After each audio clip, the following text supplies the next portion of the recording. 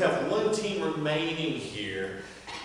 Save this team for last because it's the only team that has two different next strong alums who have been going through the program. We have our very first playwright that's been in the program and this year's playwright that's been in the program working together to be a team for you today. So without any further ado, our final team for the evening, Wonder Women!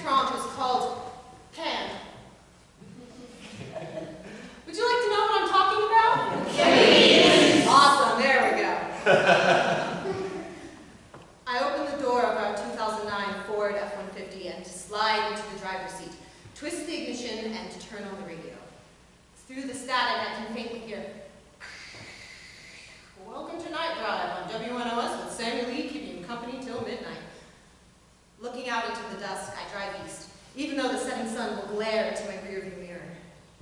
Last week, I drove out of town to the west, and north, and south.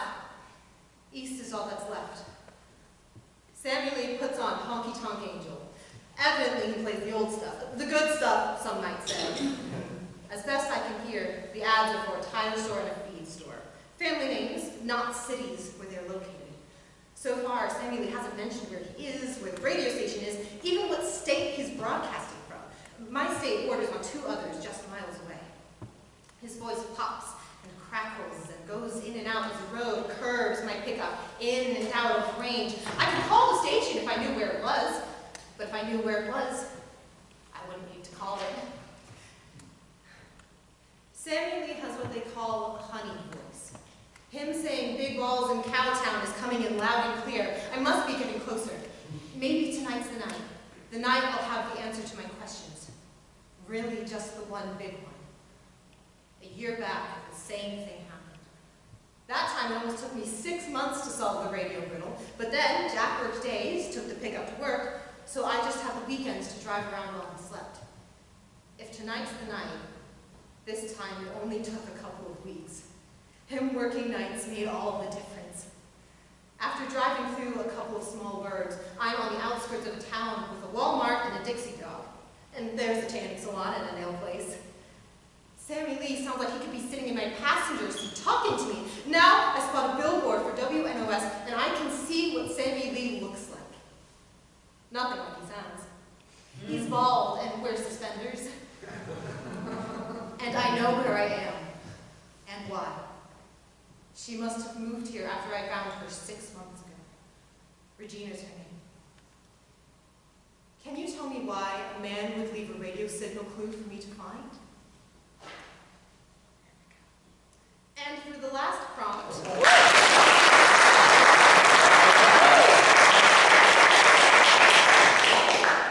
Why is meatloaf?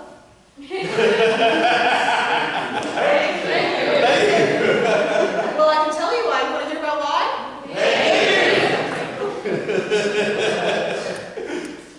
Hello, viewers. This is Happy Rockefeller of the Rockefellers, coming to you from the Governor's Mansion in Albany, New York, where I reside as First Lady of the state of the nation. Today we start with a question from one of our viewers. Why is meatloaf?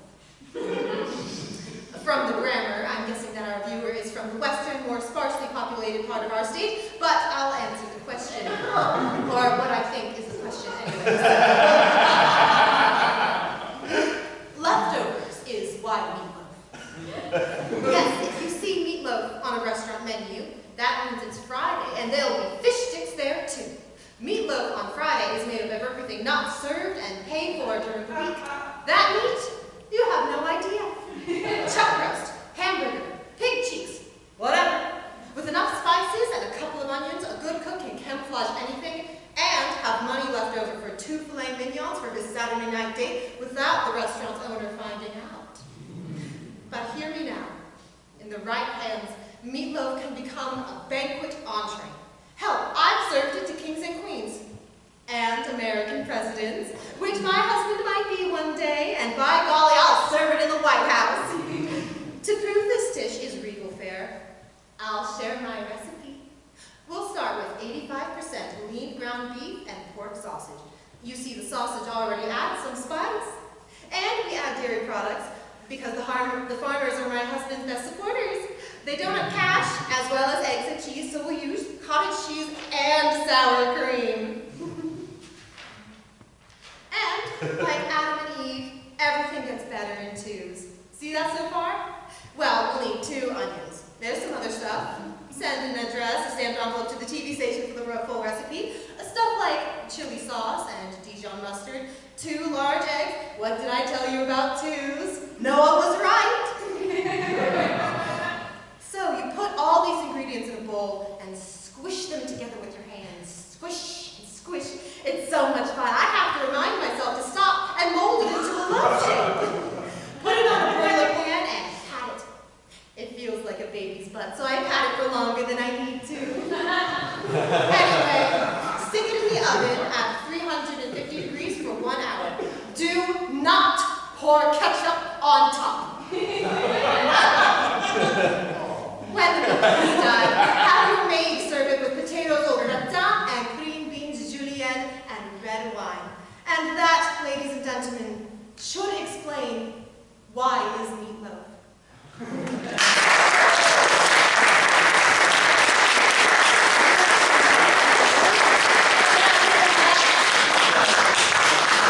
While Jeannette is walking up here, the nonprofit that I want to talk about briefly is Tennessee Stage Company for two reasons. The first complete reason is it brings Shakespeare to the general population. It makes it very accessible for children and families of all ages, and they can all share a show and just bond with each other and have a picnic at Iams. Iams is beautiful. Go have a picnic. Anyway. And the selfish reason is because they were the first theater company in town to give me a chance, and that is why I'm acting here today.